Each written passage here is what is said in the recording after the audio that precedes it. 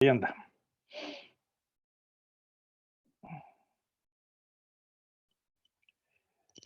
Poner. Cuando ustedes me digan, empiezo. Está grabando ya. Perfecto. Les recomiendo si pueden poner la pantalla completa, que me parece que es lo mejor. Porque la mayoría la estará viendo en un portable, digo, y bueno, esos tienen tamaños más reducidos. Espero que no sé si lo voy a lograr, eso que dijo Bernardo, que generalmente las charlas son un poco largas. No, espero que no sea tan larga, no es la idea en este caso, pero bueno, vamos a ver qué sucede. La presentación es sobre algunos aspectos de identidad de la arquitectura japonesa en madera. Algunos aspectos, algunas cualidades que tienen que ver con la tradición espacial y con la tradición material vinculada a la madera en sentido amplio, ¿no? Desde el tronco del árbol hasta las fibras vegetales, dentro de la arquitectura japonesa.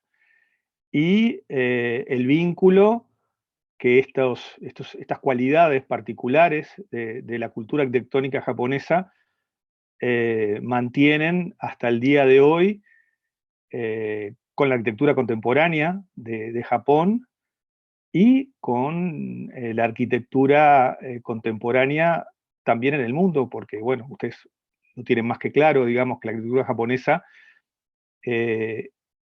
ha influido mucho en Occidente, no solamente en la historia reciente, sino desde sus inicios. Digamos, todo el movimiento moderno occidental que nosotros estudiamos y aprendemos y sobre el que profundizamos, está en parte, a través de muchos autores, anclado en algunas ideas de la arquitectura oriental, no exclusivamente japonesas, pero japonesas principalmente. Pasa. No sé quién, ahí va, eso.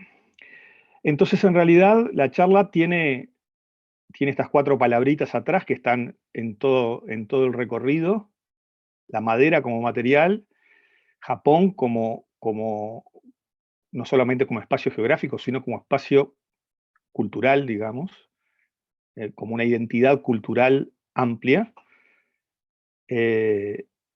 la tradición de la arquitectura japonesa y el espacio. Otra. Este dibujito que aparece en el libro que les mencionaba Bernardo sobre las pequeñas casas japonesas, es un dibujito de un arquitecto noruego, Sverre Fehn, y que en el libro aparece, en un texto que refiere a la globalidad del contenido del libro, a la situación en la que está el curso de Zippert, por ejemplo, ¿no? Que está analizando una cultura y una realidad que está literalmente en las antípodas de la nuestra. Está en un punto opuesto del globo terráqueo.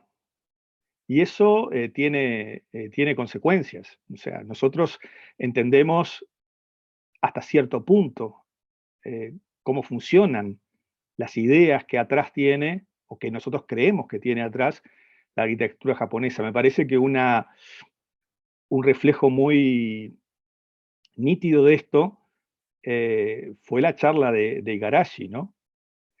Que por momentos, si bien nosotros conocíamos su obra, y ni que hablar este grupo de Zippert, de esta edición de Zippert que trabaja sobre su obra, pero aún así había muchas cosas que él contaba que no son las que habitualmente aparecen en las revistas de arquitectura, o tal vez no son tampoco, o quizás tampoco son las que nosotros leemos como titulares, digamos, de esta arquitectura.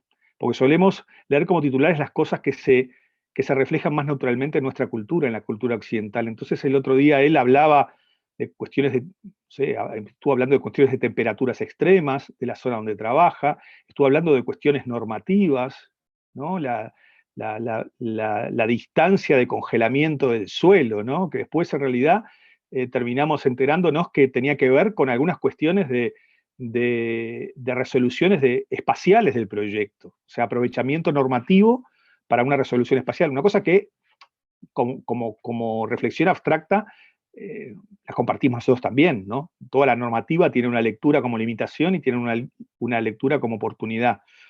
Pero en varios momentos él nos preguntaba si nosotros teníamos esas temperaturas, ¿no? A veces no pueden entender que no tengamos la historia que tiene su cultura, o nada, hay diferencias que son bastante fuertes, y esas siempre van a ser limitantes para profundizar en el conocimiento. A pesar de eso, hay muchas cosas sobre las cuales podemos anclarnos y enriquecer de manera cruzada nuestras arquitecturas. Otra.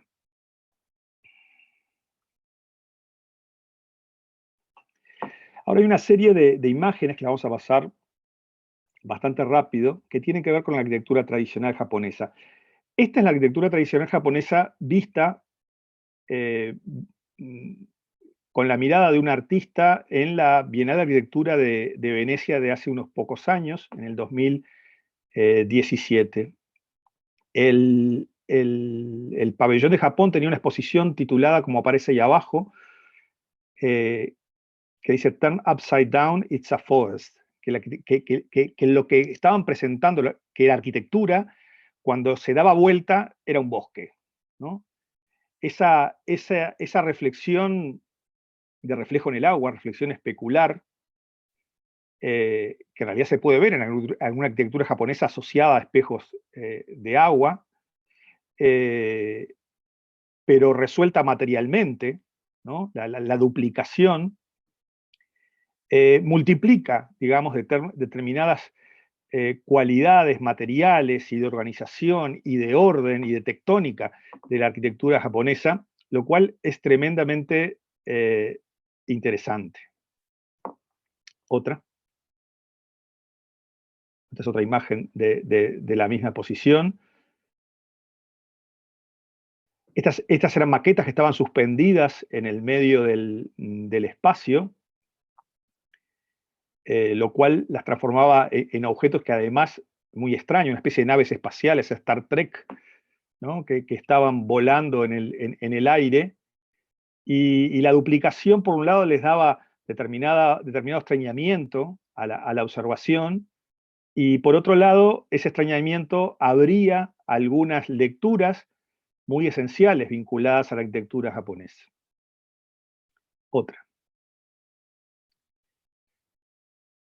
La arquitectura japonesa, además, este es un detalle de un conjunto de un santuario de templos que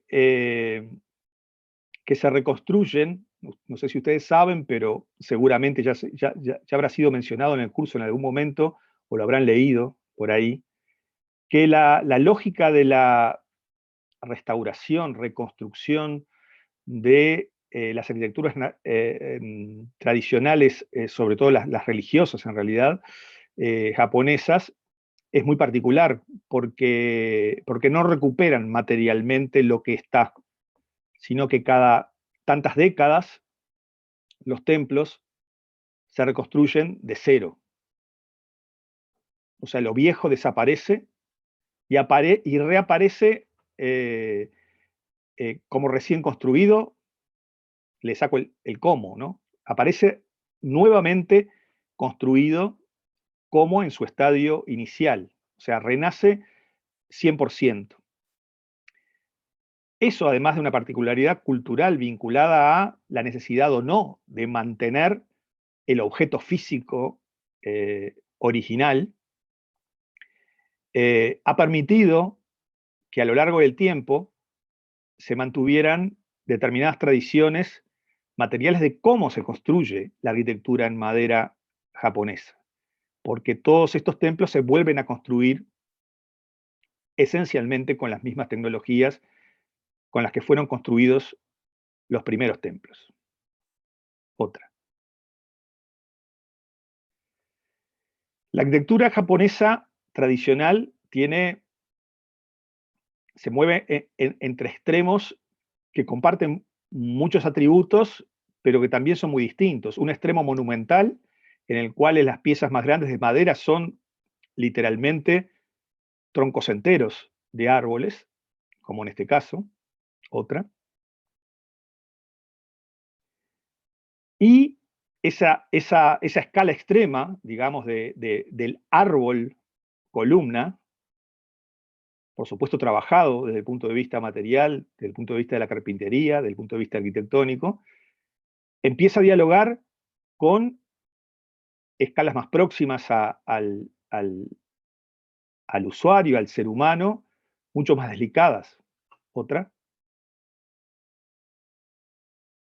Las secciones, obviamente, desde el tronco del árbol hasta la pequeña varilla, digamos, están todas, sobre todo cuando vamos pasando de programas como los templos a programas domésticos. Otra. Hay un punto en que las arquitecturas vernaculares, esto es Japón, pero y es bambú, pero nosotros tenemos nuestras versiones autóctonas, digamos, de madera vernácula, del tronco de eucaliptus y la quincha. Los japoneses también tienen quincha, en realidad todas las culturas tradicionales del mundo comparten una serie de elementos que tienen que ver con con la provisión del material en la naturaleza para construir los refugios, ¿no? Las arquitecturas, las envolventes para habitar. Otra. La madera empieza a aparecer en muchas, reflejada en muchos elementos constructivos, en muchos elementos tectónicos, en los pilares, en escuadrías, en tablas, en láminas, en varillas, en tramas. Otra. El bosque, el bosque de árboles y el bosque de bambú son dos referencias, digamos, del paisaje que tienen reflejos en las arquitecturas, no solamente como origen del material, sino también como lógica organizativa de elementos formales. Otra. El bambú entero, el bambú en cercas. Otra. En cercas límites de espacio, en cercas que marcan umbrales más delicados. Otra. Y las fibras naturales, ¿no? Que están presentes en objetos, pero que desde la presencia en objetos eh, comparten también con su presencia en arquitectura, no solo a nivel de presencia directa, sino también a nivel de referencia e inspiración para lecturas, para otras lecturas arquitectónicas. Otra.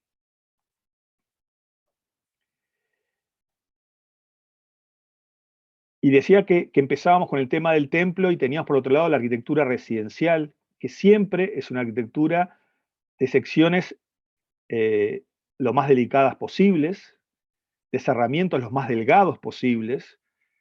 A veces lo único que separa el interior del exterior o un ambiente de otro es, es una lámina de papel.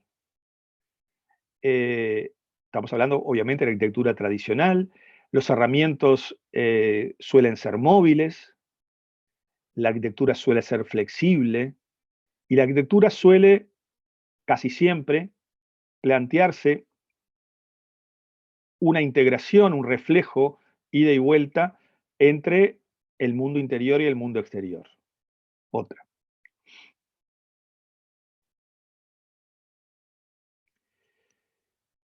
Esto que aparece acá, a modo de cuadro, son algunas características que se pueden identificar con la arquitectura tradicional japonesa, desde el punto de vista del proyecto de arquitectura, y centralmente con determinadas características del espacio. Invitación al atravesamiento, transparencia y permeabilidad, liviandad, elevación, integración interior-exterior, orden, piel y huesos, oposición entre lo visible y lo invisible, actitud contemplativa y un carácter elemental y complejo, pero no simple y tampoco complicado. Otra. Vamos a repasarlas rápidamente. La arquitectura japonesa tradicional siempre es atravesable con el tránsito y con la mirada. Hay una invitación a atravesar la arquitectura, a atravesar el espacio. Las plantas son plantas que tienen una lectura de extremada flexibilidad, de mucha libertad. No tienen prácticamente cerramientos fijos, son los menos los cerramientos fijos. La mayor parte, por lo tanto, son cerramientos móviles que por consiguiente van cambiando el vínculo entre los distintos subespacios. Y pueden plantear desde una apertura y un vínculo total hasta una segregación selectiva. Están desafiando todo el tiempo el límite y la separación. Otra. Cuando uno ve una planta como esta, de uno de los edificios en la vila Katsura, en Kioto, se da cuenta, ¿no? Cuando uno ve todas esas indicaciones de cerramientos corredizos, ¿no? Y empieza a imaginarse la cantidad de alternativas, de combinatorias, cuando eso se abre, se abre de una manera, se cierra de otra, y cuando empiezan a coincidir las aperturas y la vista, yo empiezo a ver que fuga de un lado al otro, y fuga de un ambiente al otro, pero fuga también de los interiores hacia los exteriores. Este tema de la invitación a atravesar el espacio se hace bastante patente. Otra. Y esta es la situación, ¿no? Siempre hay algunos elementos que están cerrados, algunos elementos que están abiertos, y sobre esa base de orden flexible, el atravesamiento, por lo general a través de visiones no solamente ortogonales como la organización de los elementos, sino también oblicuas, está presente en la lectura del espacio. Otro.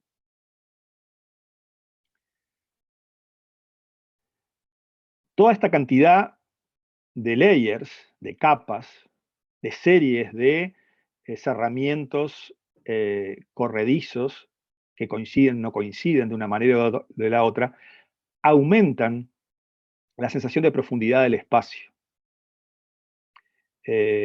O tienen la potencialidad de aumentarlo e intensificarlo muchísimo, ¿no? Son obviamente operadores activos, activos en el movimiento y activos en la definición del espacio. Otra. Otra condición, la transparencia y la permeabilidad. No estamos hablando de la transparencia y la permeabilidad literales. La transparencia de la que hablamos no solo se opone a la opacidad y a la impenetrabilidad del espacio, sino también al exceso de forma y a la retórica de significado. Estamos hablando de una lectura mucho más abierta, bastante más abstracta, de la idea de transparencia y de permeabilidad. Otra. Básicamente estamos hablando de que siempre los elementos que configuran las envolventes arquitectónicas de la arquitectura tradicional japonesa son tamices. Son tamices en algún sentido que generan matices. matices en lo que atraviesa, matices en lo que dejan pasar o lo que no dejan pasar, en cuánto dejan pasar. No importa si se trata de una vista enmarcada, una cualidad de luz, una cierta fluidez del espacio. En todos los casos, la regulación de esa permeabilidad y la concepción de fronteras ligeras en el sentido de que ya sabemos que van a permitir, según como nosotros las manipulemos, vínculos intensos pero controlados entre las distintas cualidades del espacio. Otra. Siempre hay una intensidad exterior que de alguna manera los cerramientos, todos los cerramientos de la envolvente de la arquitectura tradicional japonesa, tamizan. Siempre hay una situación de control, hay una situación de vínculo, pero una situación de control selectivo, delicado y preciso. Nunca la arquitectura japonesa se va a abrir violentamente hacia el exterior. Nunca va a haber un resplandor de sol intenso en un interior japonés. Nunca va a haber una visión hacia el exterior de 180 grados. Nunca va a haber un enorme paño vidriado. Por lo menos nunca lo va a haber de forma permanente. Porque la construcción justamente de tamices es parte identitaria del proyecto de la arquitectura tradicional japonesa. Otra. La liviandad. La arquitectura japonesa tiene implícita la idea de ligereza. Hay una idea, de alguna manera, subyacente de negar el peso, de negar la masa, de que el espacio esté materialmente presente, pero sea lo más etéreo posible. Lo que hablábamos de los cerramientos deslizantes, las pantallas yoji, está claro que son pantallas livianas literalmente, pero son livianas conceptualmente. Es una membrana ligera la que regula la relación entre lo que hay a uno y otro lado. Otra.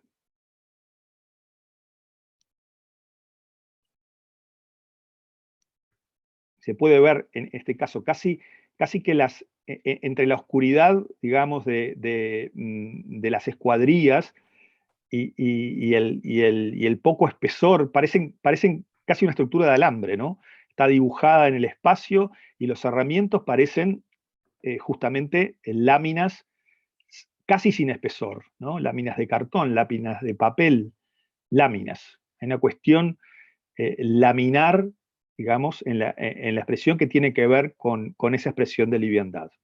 Otra.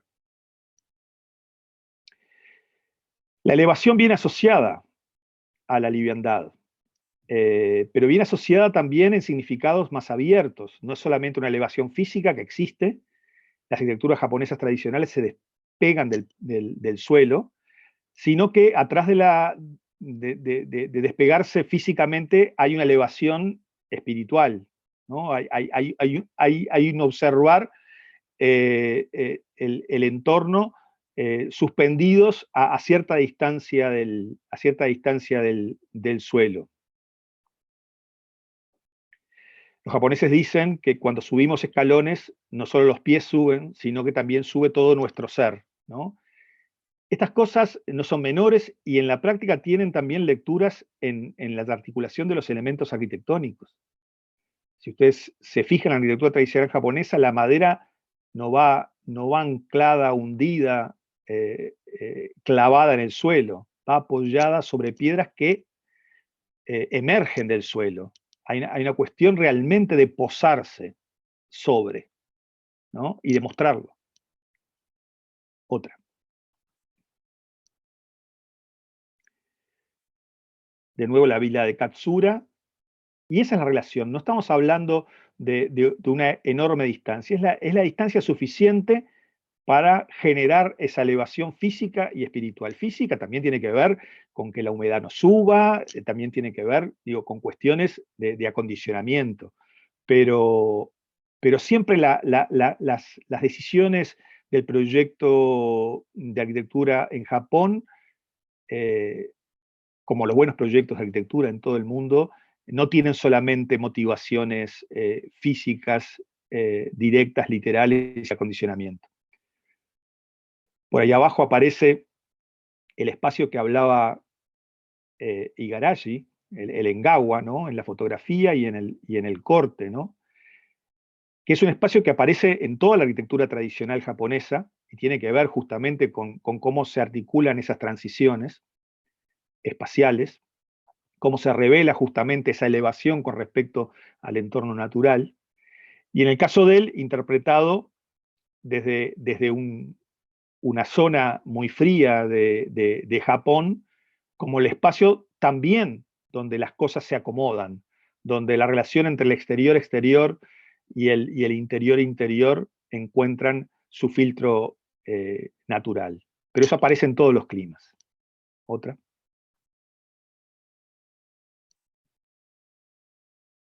Otra.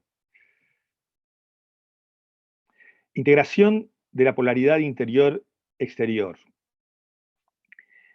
Justamente como la lógica espacial es de gran permeabilidad, de gran flexibilidad, de gran fluidez, de la posibilidad de una gran fluidez en el espacio, y el espacio está concebido no como en oposición justamente interior-exterior, sino como en diálogo permanente, de ahí el espacio que veíamos antes del Engawa. El interior y el exterior se integran como parte de una misma unidad. Hay un poco del interior en el exterior y un poco del exterior en el exterior. Es justamente, hay una frase de Lao Tse que decía justamente que el origen de ambos es uno solo, que se diferencian únicamente por el nombre y que el secreto reside en una unidad. Obviamente son un par dialéctico, como hay otros, pero es un par dialéctico fundamental porque es el par dialéctico de la arquitectura. Entonces la relación de existencia, la razón de ser de existencia de la arquitectura es justamente resolver, digamos, el diálogo entre el exterior y el interior. Otro. Bueno, hay infinitas fotografías que muestran estas situaciones con absoluta claridad, donde nosotros justamente atravesamos con nuestra visión el interior, pasamos por el exterior, volvemos a otro interior o a otro Engawa y podemos, ¿no? Encadenar en sucesión justamente este yin y yang, digamos, de vínculo entre estos dos extremos. Otra. El orden. Una cosa bastante evidente cuando uno mira la arquitectura japonesa es que tiene un orden claro. Yo puedo no saber exactamente, puedo no conocer exactamente cuáles son todas las reglas que tiene ese orden, pero está ordenado. Las cosas parecen estar todas en su lugar, sepamos o no cuál es su lugar. Parte de ese orden tiene que ver con una organización modular que tiene la arquitectura japonesa y que nace de una unidad mínima que es el tatami. El tatami que es la alfombra gruesa, mullida, de fibra vegetal, que tapiza, digamos, todos los espacios interiores. Normalmente los engawas son de tabla de madera, pero los interiores, sobre la tabla de madera, el piso está cubierto, el suelo está cubierto de tatami, por una razón muy sencilla, que es que el suelo se usa para sentarse como se usa un mueble, ¿no? Más allá de que hay muebles bajos, que hay toda una lógica distinta de pensar el uso del espacio, el uso del suelo y el uso del mobiliario en Japón, ahí hay una razón fundamental. Otra. Y claro, ese orden dimensional del tatami, que obviamente tiene un vínculo con la dimensión del hombre japonés, luego se coordina con la lógica de la estructura portante de madera, con la lógica de las pantallas laminares yoji, con las tramas de varillas de madera, con todos los elementos arquitectónicos, con todos los materiales, todos van a adoptar un diálogo desde esa unidad mínima dimensional que es el tatami. Otra. Y de la misma manera que el tatami tiene una organización homogénea, digamos, en toda su superficie y tiene bordes, ¿no? Tiene bordes generalmente están definidos por unas cintas de tela, pero tiene un marco, ¿no? Toda la arquitectura japonesa tiene marco, que es el marco de la estructura de madera, de las escuadrillas de madera. Y los espacios entre las escuadrillas de madera, sean pilares, sean vigas, etcétera, están o no llenos por pantallas, algunas fijas y la mayor parte de ellas, como decíamos, móviles, en una estructura reconocible, ¿no?, de piel y huesos, ¿no? Hay una estructura, hay un esqueleto arquitectónico extremadamente ordenado desde el punto de vista dimensional y de organización, muy racional también desde el punto de vista constructivo, y una serie de alternativas de pieles que van cubriendo los espacios que define ese esqueleto. Otra. Esto ha sido así desde los inicios de la arquitectura japonesa, las construcciones domésticas más antiguas, los templos, pasando, en este caso es una arquitectura de Kenzo Tange, o sea que estamos hablando ya de movimiento moderno, Japón interpretado desde Japón, hasta el presente. Ustedes lo habrán visto en más de una obra de Igarashi. Otra. Visible e invisible. De nuevo Lao Tse, lo visible genera la forma material, lo invisible le da su valor. En visible e invisible, en realidad, atrás de este par están el conjunto de pares dialécticos, ¿no? Lo racional y lo abstracto, el interior y el exterior. Están todas esas oposiciones que de alguna manera la arquitectura japonesa resuelve sin tomar partido por uno y por otro, y tomando partido por un diálogo en que los dos estén siempre presentes. Otra. Hay algo en esa relación de pares, y de pares que desde el occidente se ven como opuestos, que en la arquitectura japonesa están integrados de una forma prácticamente mágica, en el sentido de que se percibe una unidad, una armonía enorme en el conjunto y en la parte. Y en cada uno de las cualidades que nosotros podamos ir analizando, desde la oscuridad al resplandor, desde lo claro a lo oscuro, desde el interior al exterior, desde lo terrenal a lo elevado, etc. En todos los casos, esta condición va a estar presente. Y le va a dar, en este caso, no solamente una profundidad al espacio, sino una profundidad a la concepción de la arquitectura, profundidad en el sentido más amplio y abierto posible. Otra. La actitud contemplativa. Todas las características que estamos viendo, todas estas cualidades que estamos viendo como por separado, obviamente están funcionando todas juntas. se están ayudando unas a otras a sacar de cada una el mayor provecho para el proyecto del espacio arquitectónico. Y en esa depuración, digamos, de ese sistema de ideas arquitectónicas, de sistemas de ideas de proyecto, de arquitectura, se pone en valor el conjunto y se pone en valor cada uno de los componentes.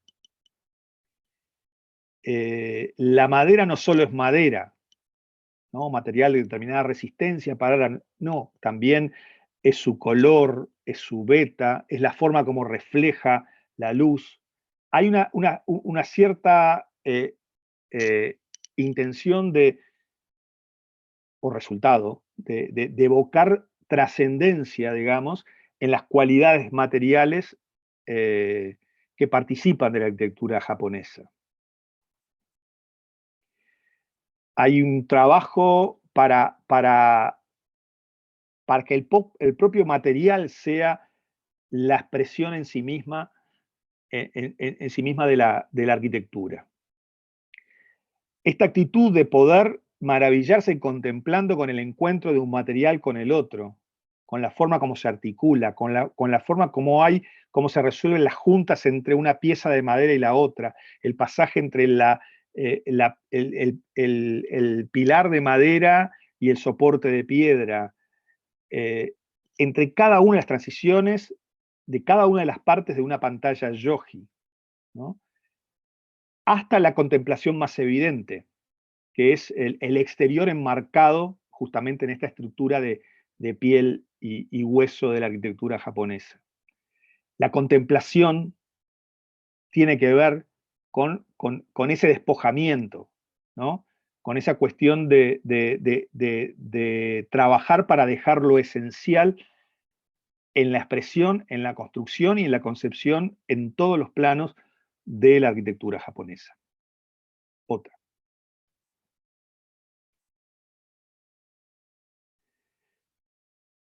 No es casualidad que la arquitectura japonesa tradicional japonesa fotografíe también, porque realmente todo esto que estamos hablando, más allá de poderlo listar en esta serie de elementos, en otras, o de leerlo de otra manera, evidentemente hay un sistema complejo,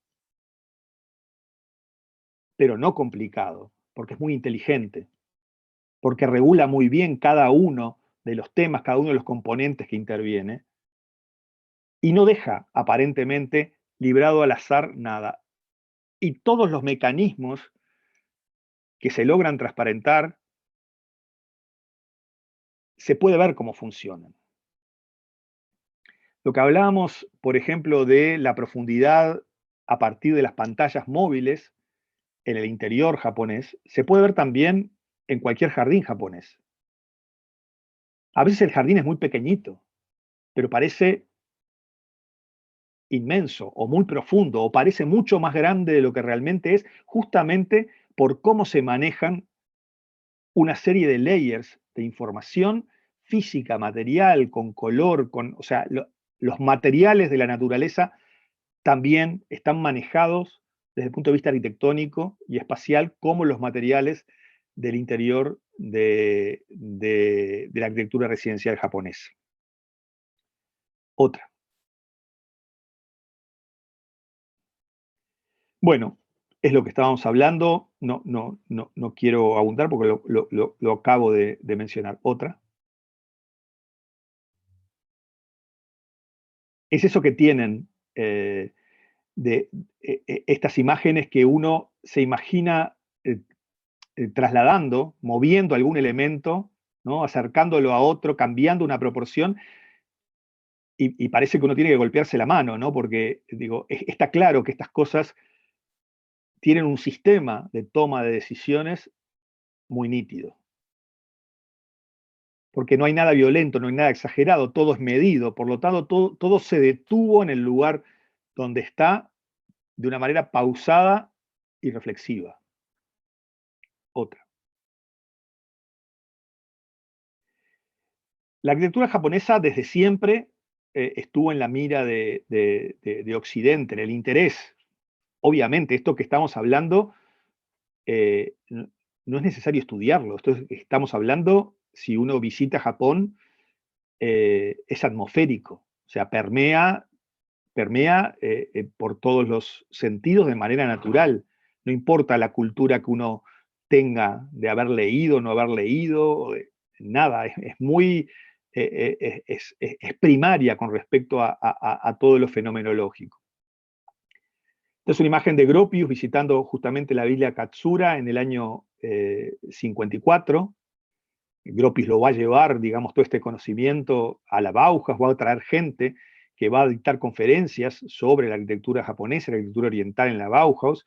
No es para nada casual. Pasa otra. Ahí está Mies, ¿no? Mies y la arquitectura oriental tienen un punto un vínculo muy, muy intenso. Este es un libro que si lo encuentran por ahí, es un libro de imágenes prácticamente, pero es muy interesante.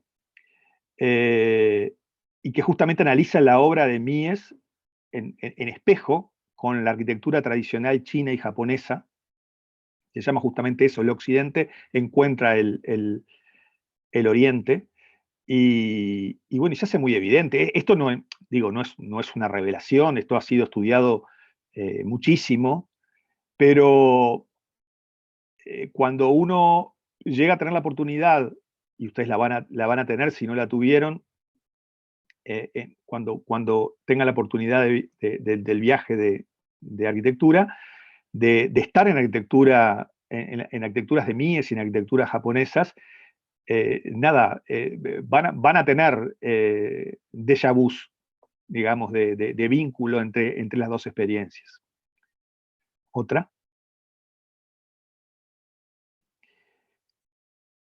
Puse esta casa acá, si bien hay muchas otras obras occidentales que tienen que ver con la arquitectura japonesa, porque justamente es de Berrefén, que lo mencionamos al principio con aquel croquisito de las antípodas. Esta es una casa que hizo hace muchísimo tiempo, se terminó en el año 63, así que imagínense, digo, el tiempo que tiene, en Noruega, en Oslo, en las afueras de Oslo, y es una casa que tiene incorporadas desde la lectura de otro país, otra región relativamente periférica, como son los países nórdicos, y otra región en la cual la madera también tiene una importancia muy grande como material de construcción de arquitectura. Tiene todas las características, porque Verfén las estudió evidentemente con mucha atención, de la arquitectura japonesa. Es muy interesante porque es realmente otra arquitectura japonesa nacida en otra parte del mundo. Los invito si quieren, a bucear un poco en esta casa porque vale la pena, es un ejemplo realmente notable, no solamente desde el punto de vista más directo, espacial, ¿no? De vínculo entre los espacios, sino cuando uno empieza a ver detalles constructivos, ¿no? Articulación entre las distintas piezas, componentes, o sea, tiene esa lectura de la arquitectura japonesa en todos los niveles que uno pueda imaginar. Y lo que y los que capaz que conocen un poco eh, más difundido es la imagen que aparece abajo a la izquierda, que es un detalle del pabellón de los países nórdicos en los jardines de la Bienal de Venecia, que si bien es una arquitectura de hormigón, tiene mucho de la lectura de articulación formal y tectónica de componentes de madera en la arquitectura japonesa. Otra.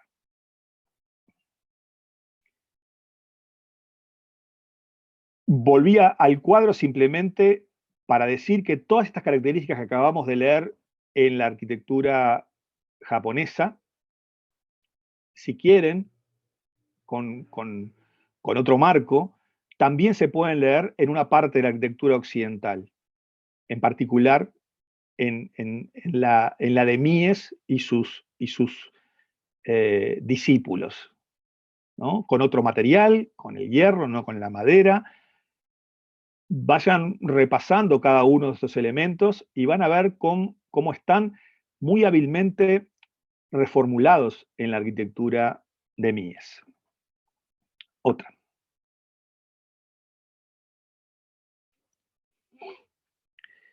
Volvemos a lo que comentamos al principio, el tema de la construcción en madera, ¿no? Y de la tradición constructiva de la carpintería japonesa, ¿no? Este es el templo, el espacio que ven, la fotografía que ven a la izquierda, está el conjunto de templos, y al costado está el espacio donde van a ser reconstruidos después. Y después se desarma totalmente la versión original. Otra.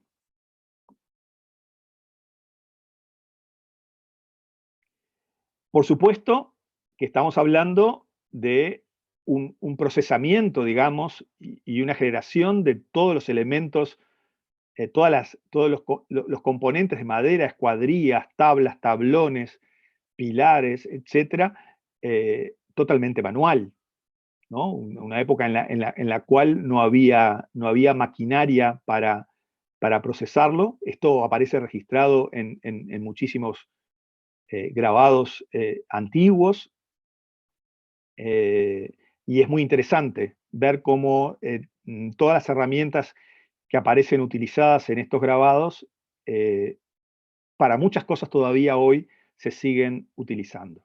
Otra.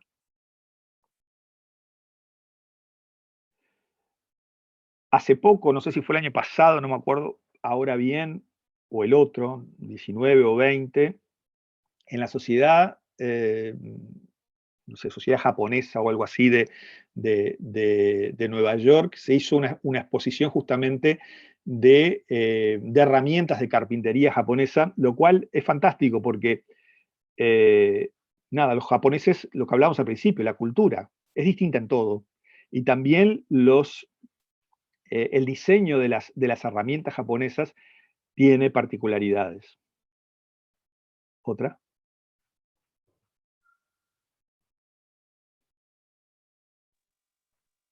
Otra.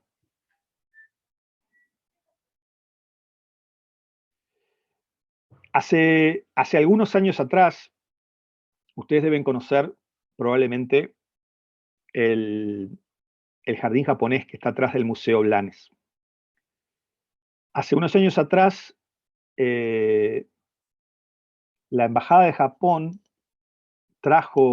financió la venida de un carpintero artesanal japonés para construir una cosa muy pequeñita, que es una especie de pórtico de entrada al jardín japonés, que está hecho todo en madera. Fue muy interesante, probablemente en patio haya quedado colgadas fotografías y también algún video. Fue muy interesante ver trabajar a este carpintero para construir con todas estas herramientas que aparecen por ahí, ese pequeño portal, de manera absolutamente y 100% artesanal, sin ninguna maquinaria eléctrica, ¿no? Logrando la depuración de las superficies con cepillos de madera, formones, para lograr las juntas, que, por cierto que las juntas en la carpintería japonesa son especialmente sofisticadas. Otra.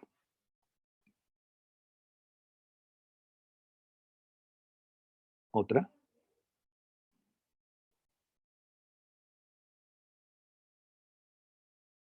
Otra.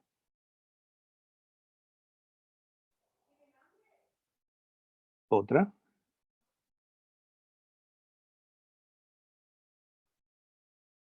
Otra. Otra. De a poco, digamos, uno va llegando desde el desbastado de un tronco de árbol hasta piezas en las cuales justamente las decisiones implican una precisión absoluta, porque, bueno, empieza a haber una situación de huecos y llenos de piezas que tienen que encajar perfectamente con otras, porque también buena parte de la arquitectura japonesa está ensamblada sin clavos, sin tornillos. La arquitectura tradicional japonesa se basa justamente en el diseño de las juntas, en el diseño funcional y formal de las juntas. Otra, para generar cuestiones extremadamente eh, complejas, complejas y, como les decía yo, sofisticadas. Fíjense ahí en esta cercha, en esta reconstrucción de una estructura de una cubierta, ¿no? ¿Cómo hacen cuando ya la longitud no da, digamos, y tienen que ensamblar con otra pieza, ¿no? La arquitectura de la junta, porque es una arquitectura, ¿no? Uno hace zoom en ese espacio y es como que toda la complejidad de la arquitectura vuelve a nacer. Nada, hay un tema de identidad en esa cuestión de lleno y vacío, ¿no? De formas positivas y negativas, que yo creo que aparece, digo, bastante en otros planos también de la arquitectura japonesa contemporánea, por ejemplo. Otra. Y esta es otra grilla, son dos las grillas que quería presentarle. Una es la anterior, que tenía que ver con cualidades espaciales, y esta es otra que tiene que ver con componentes, ¿no? Con componentes que tienen lógicas estructurales, de cómo se estructuran entre sí, de cómo se unen y de cómo generan determinadas cualidades arquitectónicas para construir un cerramiento, para construir una cubierta, un muro, un suelo, una envolvente entera, ¿no? Grilla espacial, obviamente espacial ortogonal, basada en una estructura porticada, el encastre de positivo y negativo, una estructura que podríamos llamar enmicado, un orden desordenado, el tema de las cerchas y las triangulaciones, la secuencia rítmica de vigas, la secuencia rítmica de pilares, la estructura de bosque, la articulación de piezas por solape, los entablonados, ¿no? Las secuencias de tablas coplanares, las tramas, ¿no? Que según la escala pueden llegar a ser tramas, se pueden percibir como tramas textiles, la estructura de piel y huesos vuelve desde otra lectura en este cuadro, las estructuras de yenga que parecen simplemente apoyadas unas piezas sobre otras, y las superficies laminares. Otra.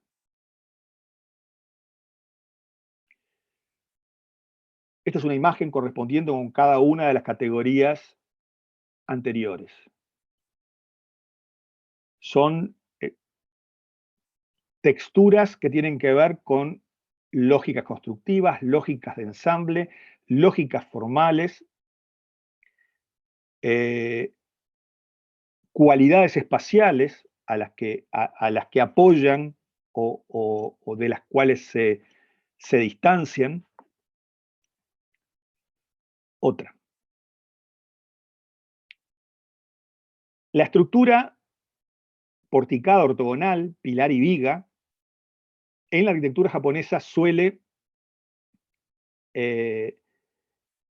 enfatizarse a partir de la elaboración de una grilla espacial que parece o, sin parece, lo organiza todo. Otra.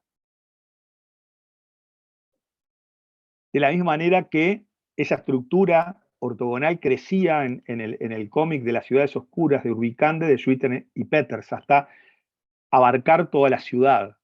Hay un orden subyacente, esté materializado o no, que tiene que ver con ese control dimensional y con este tipo de estructura que va a estar presente siempre en la arquitectura japonesa. Otra.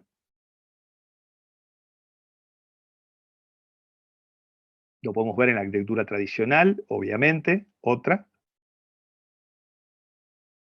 Y, de alguna manera, tomado de esa arquitectura tradicional, Kengo Kuma lo hace muy frecuentemente, lo transforma en tema, lo transforma en un leitmotiv formal espacial, ¿no? Lo multiplica al infinito, ¿no?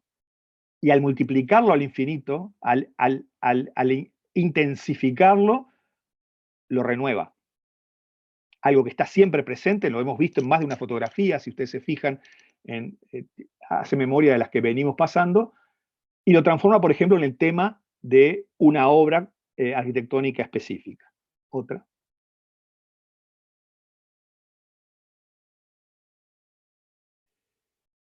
La biblioteca de Musashino de Fujimoto. Acá también hay un orden eh, espacial, digamos, a partir de esta grilla ortogonal, ¿no? Claro que esta grilla ortogonal,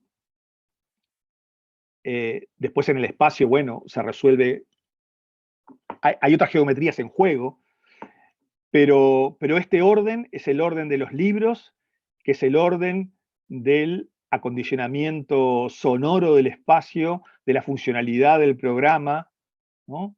El orden siempre está asociado a una identidad del todo de la obra de arquitectura. Otra. O esta cercha, ¿no? de este club que transforma el techo en el tema identitario del espacio arquitectónico, a partir justamente de esa grilla espacial. Otra. Y acá podemos ver, como de la misma manera que dijimos antes, que los temas espaciales eran colaborativos, ¿no? Funcionaban todos juntos. También estos temas que un poco operativamente los efectos de la presentación estamos separando, también van a funcionar juntos. Fíjese como también acá hay elementos que se cruzan sin tocarse, y otros que se encastran, y otros que se unen, con la unidad de esa grilla ortogonal espacial de fondo. Otra. Esta casa, que fue una de las que presentó Igarashi el otro día, obviamente se basa en eso, está clarísimo. Digamos que es un poco armar una casa, vivir adentro de una de esas cerchas que veíamos en la imagen anterior, ¿no? Hay una, digamos, lectura escalar, digamos, entre esa estructura, alguna de esas grillas espaciales ortogonales de la arquitectura tradicional, y esta selección como lógica estructural de esta casa, ¿no? No es casual que la casa se llama Rectangular Forest, es un bosque ortogonal, es un bosque ortogonal. Otra. O esta terminal de Sana, en el cual de nuevo la estructura aparece en este caso solamente cuando entramos, desde afuera tiene una apariencia absolutamente distinta, son esas láminas translúcidas, bulbosas, que seguramente ustedes conozcan, la terminal ferroviaria de Naojima. Otra. Volvemos a algunos detalles del encuentro de estas piezas en el techo de ese club de tiro al arco y box. Otra.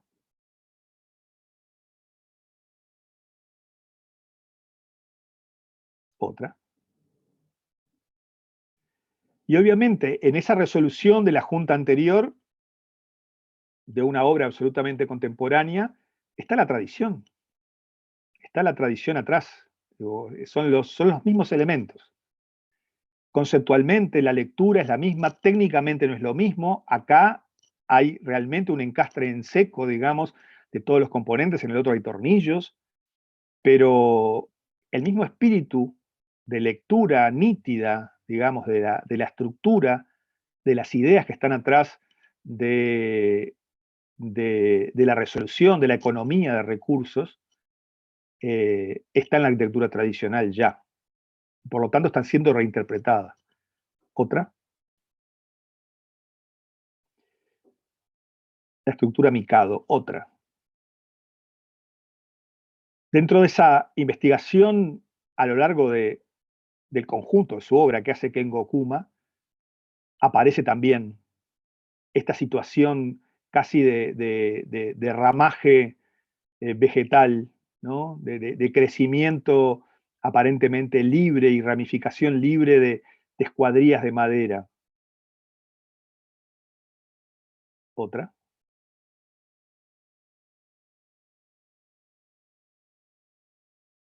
otra.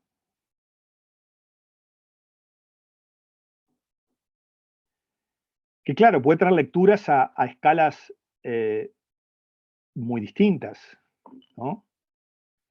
Eh, puede ser toda ese cielo raso que derrama por las paredes en el café Starbucks, o puede ser una lógica mucho más pieza a pieza eh, de estas tablas, vigas laminares entrecruzadas en este restaurante. Otra, ni que hablar en este otro, ¿no? Que es un café, digamos, en Tokio, ¿no? Y en el cual ni siquiera desde afuera podemos eh, ver qué pasa adentro, ¿no? Lo que pasa adentro pasa en las sombras, en el medio de esta gran masa de textura, ¿no? De piezas entrecruzadas, que por supuesto no están desordenadas, están perfectamente ordenadas. Y por supuesto que si nosotros no podemos ver hacia adentro de esa manera, no significa que de adentro no nos puedan ver, sino que de alguna manera está protegiendo la intimidad del público que va a esa cafetería y que capaz que quiere ver hacia afuera pero no ser visto. Otra,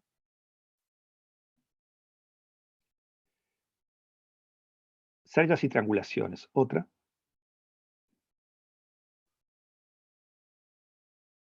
obviamente no solo va a aparecer la estructura de la grilla ortogonal, basada esencialmente en el empotramiento fruto de estas juntas tan particulares de la carpintería japonesa, ¿no? En muchos casos aparecen también estructuras que son también inspiradas, digamos, en la naturaleza, que tienen que ver con las triangulaciones, que se dan también en los elementos vegetales, en los árboles. Otra,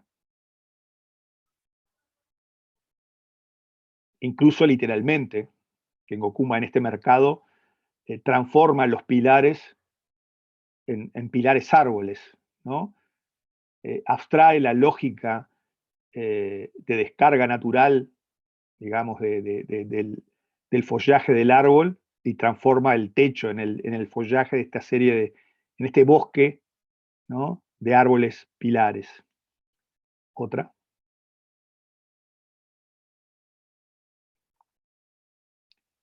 Igarashi, de nuevo. Otra, cerchas más tradicionales, diseño compartido Oriente y Occidente, en el caso de Sana, que en los últimos tiempos ha tenido varias obras materializadas en madera. Otra, una axonométrica, un esquema de planta y de corte de uno de los templos, estos que veíamos que se reconstruyen cada tantas décadas, creo que son 20 o 30 años. Otra,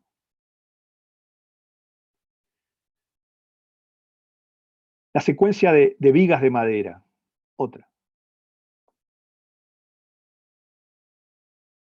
esta obra de Igarashi está prácticamente, no solamente constructivamente, jugada a esta lógica estructural para soportar este techo plano, sino a la lógica expresiva, ¿no? El hecho de dejar toda esa estructura a la vista y expuesta, de optar por la repetición al máximo posible para que esa vibración que produce la luz se transforme en una de las ideas identitarias desde todo punto de vista de esta casa. Otra.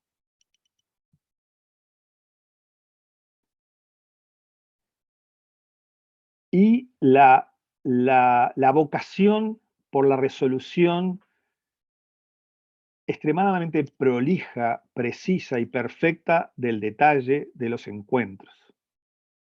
Dentro de esta vida, dentro de grillas espaciales ortogonales, ¿no? El encuentro de esa secuencia de vigas con la otra secuencia de vigas, con los pilares, con el material de revestimiento, con los pisos, con los distintos tipos de superficie. Otra. La oposición entre la rugosidad de este tipo de estructura, este tipo de secuencia estructural y lo terso de las paredes, lo recto y lo curvo también. Otra.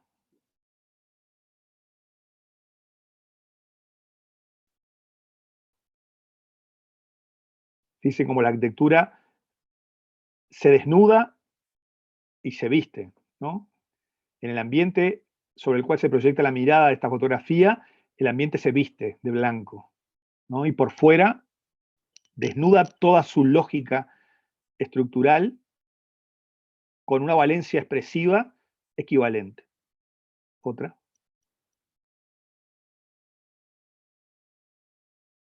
Acá hay muchas de estas lógicas de materiales juntas, pero la lógica de la repetición y la seriación de estas vigas, ¿no? Está muy presente en esta toma. Hay otras, como veremos más adelante, los elementos que se solapan, las superficies laminares de madera, etcétera. Otras. La misma imagen del restaurante que veíamos hace un rato. En realidad, cuando uno la ve desde abajo, son dos capas superpuestas de estas secuencias rítmicas de vigas laminares. Es un micado muy perfectamente ordenado. Otra.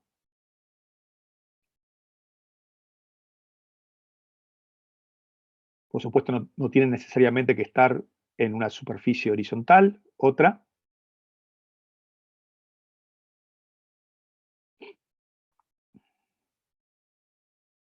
Otra.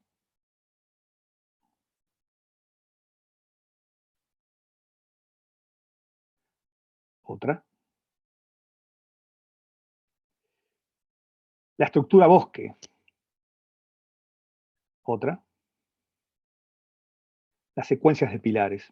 En algunos casos es literal. Esta es uno de los tantos, un tramo de la secuencia enorme e infinita que tiene el santuario Fujimi Inari en Kioto, de arcos tori. Están muy próximos uno al otro. Y que todos están construidos en madera y es como si se hubiera replantado el bosque, ¿no? Porque cada uno de esos pilares es un tronco, ¿no? Pero además están pintados de un naranja furioso, lo cual distingue esta parte del bosque generada desde la arquitectura del bosque natural en el cual está inserto. Esta secuencia de pilares obviamente tiene una lectura cuando circulamos abajo de estos arcos y estas secuencias pasan a los costados, y otra muy distinta cuando miramos perpendicularmente a la secuencia de pilares, ¿no? Y empezamos a ver la naturaleza entrecortada en pequeñas franjas eh, entre tronco y tronco naranja, ¿no? Otra. Detalle de la exposición de la Bienal que veíamos al principio, aproximación a los elementos ahí expuestos. Otra.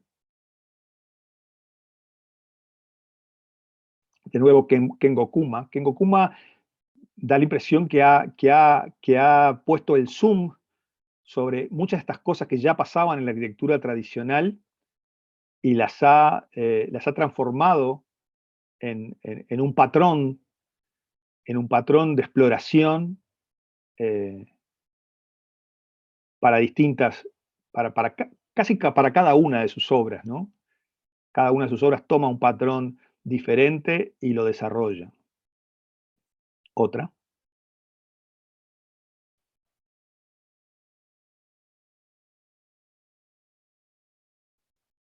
otra. Pasamos de nuevo por Igarashi. Obviamente acá hay una interpretación bastante literal, en realidad, del bosque, incluso con esas nervaduras curvas eh, de la cubierta follaje. Otra. O simplemente la lógica de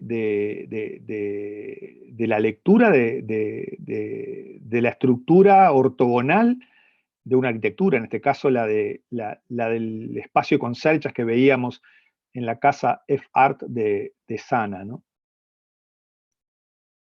Otra.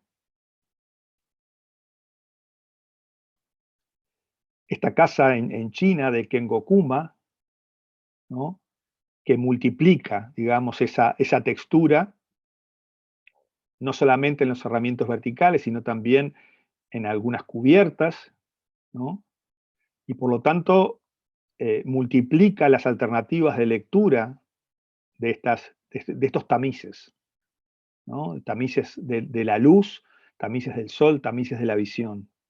Otra, las tablas conformando superficie. Otra, superficies transitables, los pavimentos de madera de Japón son de tablas. Los tránsitos en los jardines son de tablas, de piedras. Otra, muchos revestimientos, como en este caso de esta obra de Igarashi. Otra,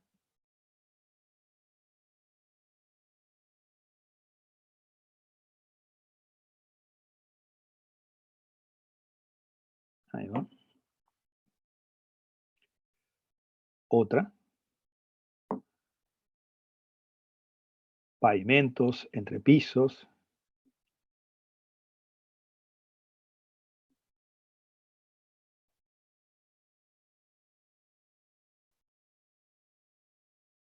Hasta llegar a la lectura de continuidad, ¿no?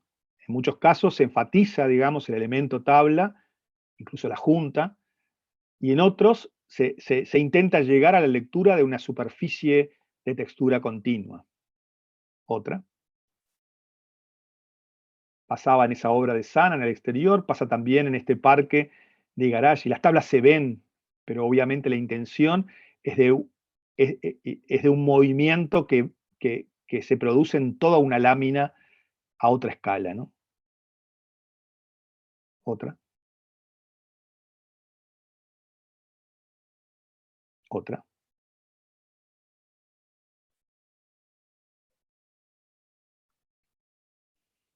otra. Esta categoría, el de la lámina lámina, en realidad viene como continuación absoluta de la categoría anterior, ¿no? La tabla transformándose en lámina continua, ¿no? Otra, hasta configurar la expresión, por ejemplo, de todo un espacio interior, ¿no? Estoy rodeado por todos lados de la misma textura. Estoy en una expresión, inmerso en una expresión material homogénea. Otra.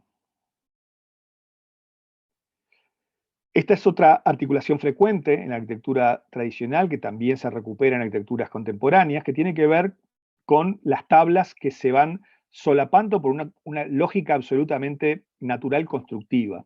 Otra, que tiene que ver con cómo el agua derrama de una superficie a la otra hasta llegar al suelo. En este caso, no son tablas, sino que son que esquincha, digamos, pero justamente la quincha está reinterpretada, la lógica de utilización de la quincha, cómo funcionan esas tablas, como la que se ve abajo a la derecha, que es de una arquitectura de Igarashi que nos mostró, que es el orfanato que nos mostró Igarashi en la charla.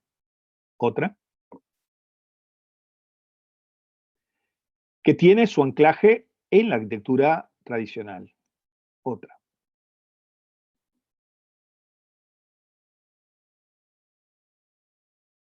De nuevo, como una lógica que proviene de la tradición puede transformarse en una de las expresiones identitarias fundamentales de una obra de arquitectura, como en este caso de esta obra, el Wind Circle de Igarashi. Otra. A una escala mucho más pequeña, pero también funciona así. Ahí se puede advertir en las sombras del marco de la ventana, toda la superficie exterior de este corredor curvo, doblado, de esta casa de Igarashi. Otra, tiene una articulación de ese tipo, ¿no? En realidad podríamos decir que aparecen dos escalas porque esa especie de cuestión telescópica de los volúmenes tiene también que ver con ese escalonado, ¿no? Otra. Ahí se ve con más claridad cuando uno se aproxima. Otra. No se percibe con tanta claridad, pero la forma como está resuelto el muro acá a la derecha, en esta obra de Tadao Ando, también está resuelto con esta estructura, digamos, de tablas solapadas, ¿no? No coplanares. Otra. Otra. La estructura de Jenga, otra, que en realidad la podemos encontrar asociada con otras dentro de la arquitectura tradicional. Acá hay otros elementos que están vinculando las distintas piezas y hay elementos también encastrados, pero también está esencialmente la idea de que hay determinadas piezas que se cruzan y se apoyan unas sobre otras. Otra. Claro, el ejemplo más claro y más o menos reciente que tenemos es la Next Generation House de Fujimoto, ¿no? Que casi es un juego extremo, digamos, desde el punto de vista formal de Jenga, ¿no? Son troncos escuadrados, ¿no? Y a partir del cruce de piezas de una idéntica sección cuadrada enorme, se van generando llenos y vacíos que configuran envolventes habitables en sentido doméstico. Otra. Y juegos como este pabellón de ingreso a la exposición House Pigeon del 2016 en Tokio. Otra. O esta fantástica estructura esta estructura puente, en realidad de Kengo Kuma, que en realidad hay un cierto encastre entre las piezas, pero obviamente la lectura es una lectura que privilegia, digamos, la lectura de la pieza apoyada sobre la pieza apoyada sobre la pieza apoyada. Otra.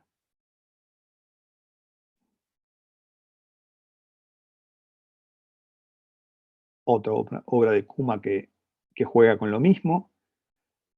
Este es un detalle de una obra muy pequeña de Álvar Alto, que tiene que ver con eso de esa versión de no encastrar las piezas, sino unirlas por contacto a través de otro elemento.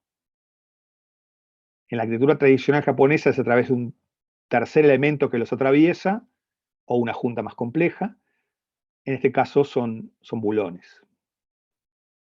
Si se fijan, también tiene una estructura que ustedes deben haber reconocido en varias obras de Igarashi, ¿no? Que son los entrepisos que no descargan directamente al suelo, sino que cuelgan de la cubierta. Otra.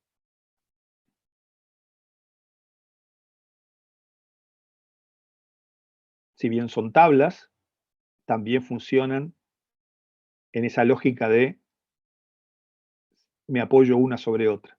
Otra. Y las tramas, ¿no? ¿Qué pasa cuando esas tramas empiezan a achicarse, ¿no? Hasta generar tejidos arquitectónicos. Otra. Hay estructuras que directamente están inspiradas en los tejidos tradicionales japoneses y que lo que hacen es realmente cambiar de escala, por ejemplo, el esterillado de fibras naturales de un sombrero japonés y transformarlos en una cubierta. Otra. Lo vimos de arriba, lo vemos de abajo. Y cómo esas estructuras también, igual que en los sombreros, tamizan. Otra.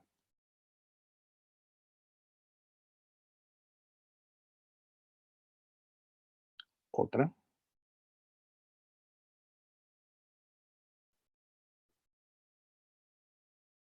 Esta estructura casi de cestería. En realidad, si ustedes van a ver la obra completa original, el Museo de Arte de Aspen, es una piel de un edificio de importantes dimensiones, pero está resuelto con lógica de articulación de piezas de cestería. Otra. Otra.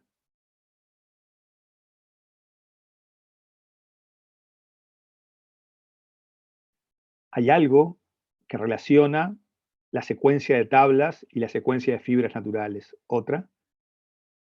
Hay algo que permite pasar de unas escalas a las otras manteniendo determinado tipo de consistencia. Esta es la textura de un tatami. Otra.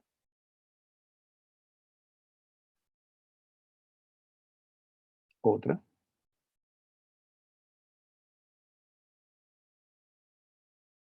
Lógicas que repetidas generan tramas. Tramas que sirven como tamices, tramas que sirven como, como estructuras. Otra. Otra.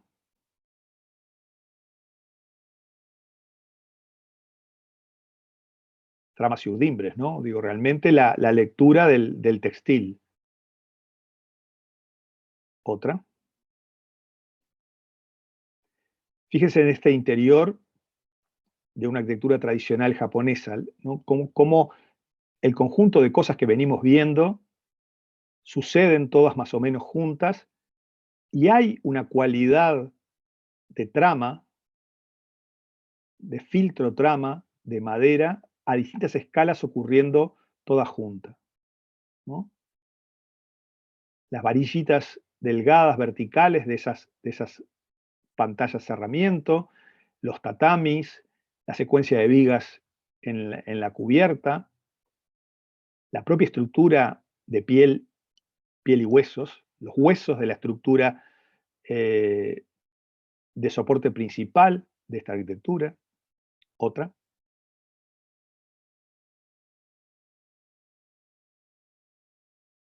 Otra.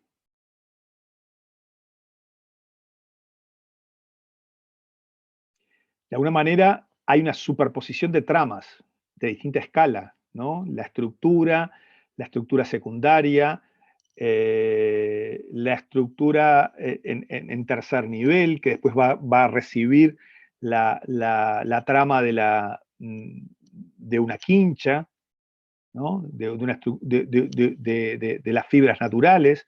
O sea, las tramas se van cerrando hasta conformar la envolvente en una secuencia de continuidad de escalas encadenadas. Otra.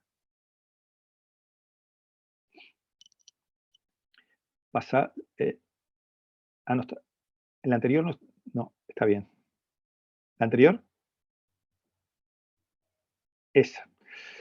Este que es una instalación de una exposición de Igarashi, y que no casualmente se llama igual que el bautismo de sus otras casas, ¿no? Que todas tienen sentido, ¿no? Scale Forest. De alguna manera, esta estructura que es arquitectónica, fíjense la dimensión de la persona que está en el espacio, que define, es un pequeño bosque a escala. La arquitectura es un pequeño bosque. La arquitectura es un bosque. Otra, piel y huesos. Otra, la presencia de las láminas de cerramiento, desde la más ligera del papel de arroz. Otra, hasta la de los cerramientos deslizantes, opacos, que definen alternativamente distintos sectores dentro de ese espacio interior que puede estar, puede aparecer todo unido y todo unido también con el exterior. Otra, y siempre la lectura de la estructura del esqueleto estructural de madera y de las láminas que eligen dónde cierra o abre el espacio, con distintas escalas, ¿no? La estructura, estamos hablando de piel y huesos, sirve para definir la estructura portante de todo el edificio y también la estructura portante de las pantallas Yogi. Otra,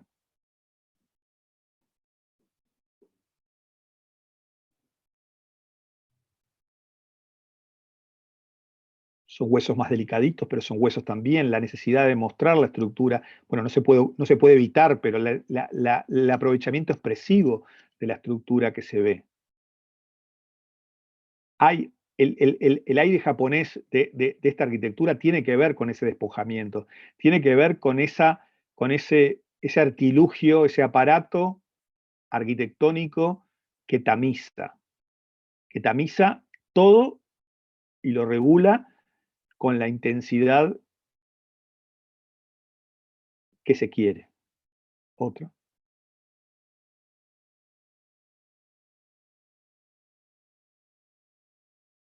otra.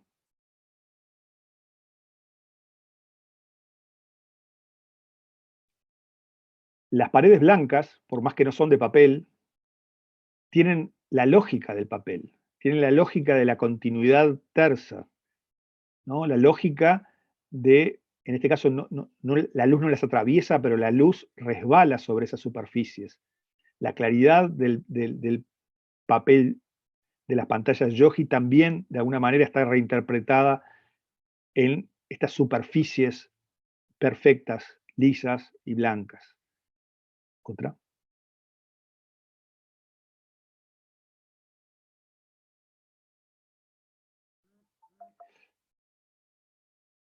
El tamiz de la estructura que me protege, está la casa abajo de las cerchas, ¿no? Del techo de cerchas, ¿no? Todo el espacio está entero abajo, está protegido por un único elemento y está protegido también por dos enormes engaguas que van a ser las esclusas del frío para el corazón interior de esta vivienda.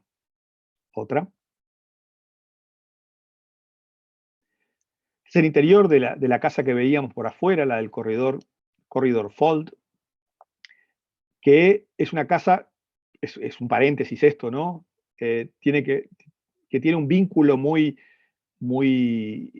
evidente y directo con una casa que ya no existe, una casa que había construido Toyo Ito, que ya está demolida, que es la White U, la U blanca, ¿no?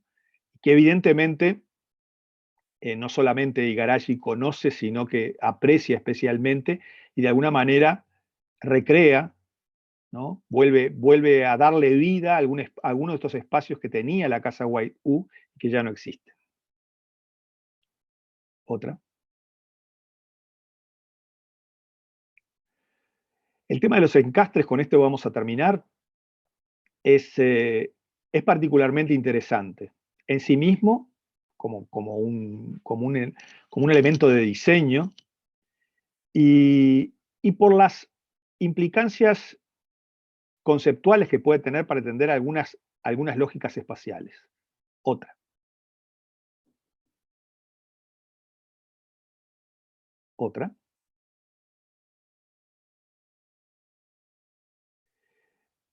Las piezas, si bien a veces pueden cruzarse y apoyarse libremente, aparentemente sin alterarse unas sobre otras, en general, en la arquitectura japonesa se encastran unas en otras.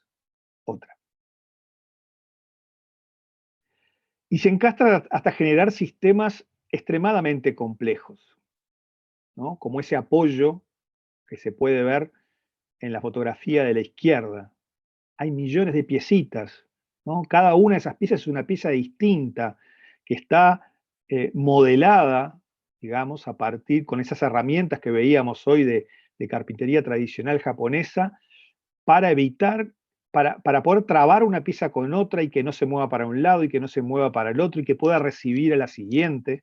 Es un verdadero rompecabezas, perfecto, en que si las piezas no son puestas en el orden y con las condiciones precisas, la estructura no funciona.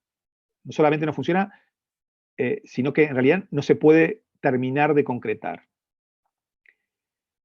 Y esas uniones son todas basadas en una cuestión de positivo y negativo, de forma positiva y forma negativa, de lleno y de vacío, ¿no? Un poco la lógica ¿no? de la escalera vacío y la escalera lleno de la fotografía de Igarashi a la derecha, ¿no?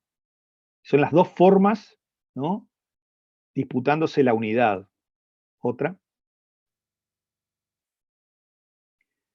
Esta es una secuencia de algunas, hay infinidad de juntas distintas de piezas de madera, cada una más interesante que la otra, algunas muy difíciles no de comprender el encastre, ¿no? Eh, para nosotros está claro que algunas podrían no tener la complejidad que tienen y funcionar igual. No sé si eso es cierto así o no, pero maravillan en la en la minuciosidad con la cual están diseñadas, en el espacio incluso que hay en esas piezas antes de ser ensambladas. Otra,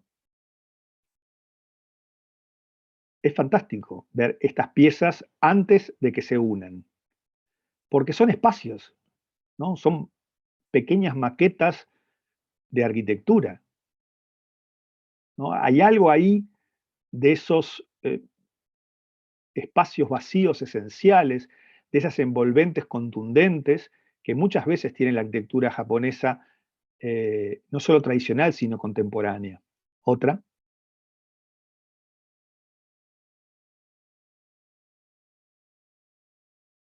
otra. Es realmente muy interesante ver estos pares de piezas, digamos, enfrentándose. O sea, el diálogo de la unión en el camino tiene el diálogo espacial de la forma positiva y negativa, que es tremendamente inspirador de espacio arquitectónico. Otra, fíjate, este incluso, ¿no? El otro día alguien le preguntaba en japonés por qué, eh, por qué la referencia, ¿no? A esa imagen arquetípica de la casita. Yo no sé si tiene que ver con esto o no, además, pero ahí está la casita, ¿no?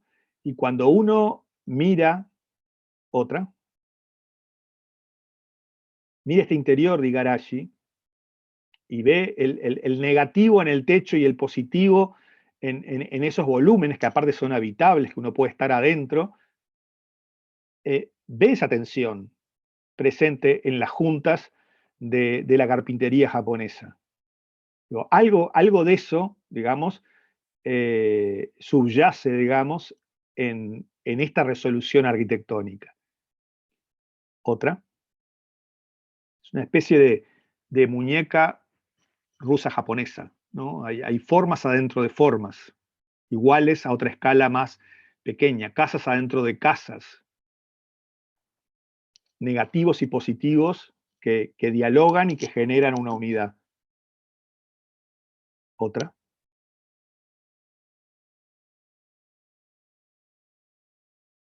Otra.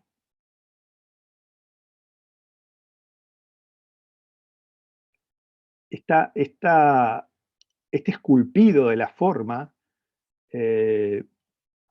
conociendo el sistema de juntas de carpintería, es como imposible no vincular. Otra.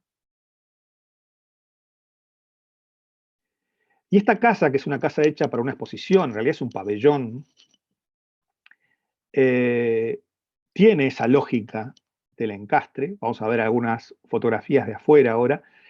Y tiene otra cosa que es bastante interesante, que tiene que ver con esto que estamos hablando, ¿no? La relación entre un encastre de carpintería y una arquitectura completa, ¿no? Una especie de relación entre cosas que suceden a escalas muy distintas.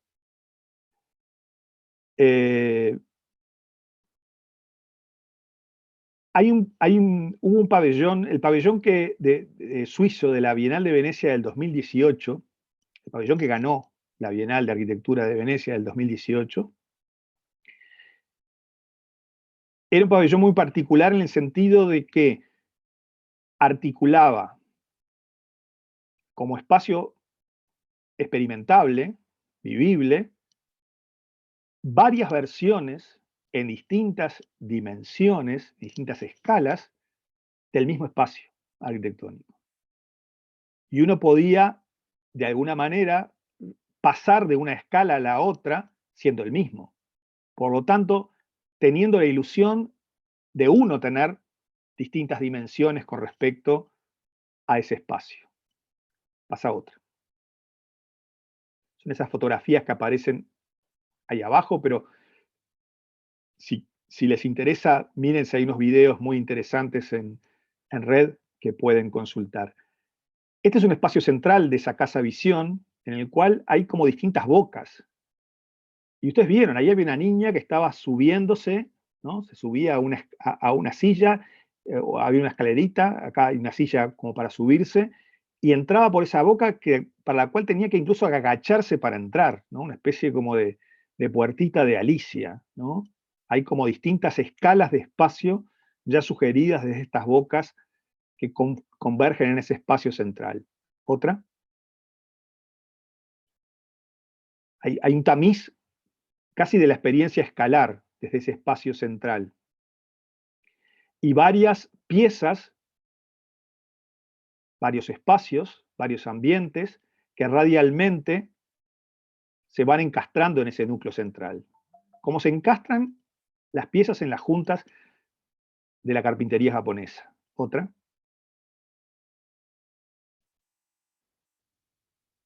Ni más ni menos. Cuando vemos esas fotografías de los elementos uniéndose, vemos esto. Otra. Que por otra parte, ya había sido percibido, evidentemente, en otros momentos. Esto tiene mucho tiempo. Es una obra muy conocida, la Torre Nakajin de Kurokawa en Tokio, que son justamente piezas que se enchufan, entre comillas, a un núcleo de servicios centrales y que tienen muchísimo que ver con esta lógica del encastre de la Junta de Carpintería japonesa. Otra. Bueno, con eso terminamos la secuencia. Quise simplemente, para no perder la complejidad y el espesor del tema, que todos los temas que fueron siendo mencionados estuvieran todos juntos al final y mezclados, porque en definitiva, digamos, simplemente es un artificio operativo el estar viendo una cosa o estar viendo la otra, sino que todo esto sucede de alguna manera en conjunto, articulado, trabado,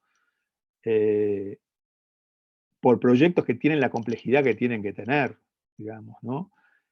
Y que esa complejidad que tienen que tener la muestran de una manera justamente elemental, despojada, con economía de recursos, con la abstracción suficiente para no hablar solamente de sí mismo, pero hablar sobre todo del espacio arquitectónico en general.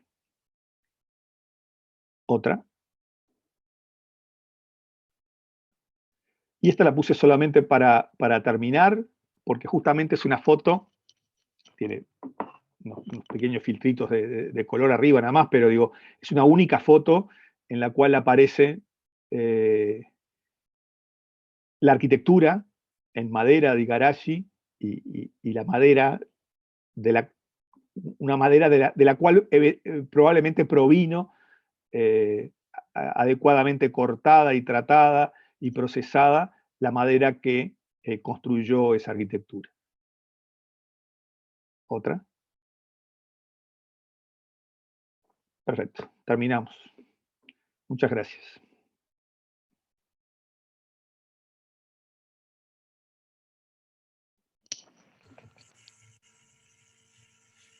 Buenísimo. Tenía razón Bernardo, fue bastante más que una hora. No sé, creo que fue bastante más que una hora.